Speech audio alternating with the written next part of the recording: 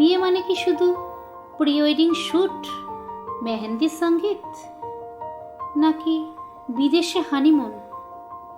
কারণ সেটা তো আবার ফেসবুকে দিতে হবে, বন্ধু বান্ধবীদের সঙ্গে প্রতিযোগিতায় নামতে হবে। নাকি বিবাহ মানে শুধু চাওয়া আর পাওয়া? না, বিবাহ মানে শুধু শরীর? এসব একদম ভুল ধারণা। বিবাহ মানে শরীর না, বিবাহ মানে যেদিন শরীর ছেড়ে আর একটু ভাবতে পারা যাবে, সেদিন বিবাহের আসল সম্পর্কটা শুরু হবে। ঠিক সেদিন থেকেই শুরু হবে। সংস্কৃতে বিবাহের অর্থ হলো বিশেষ রূপে বহন করা।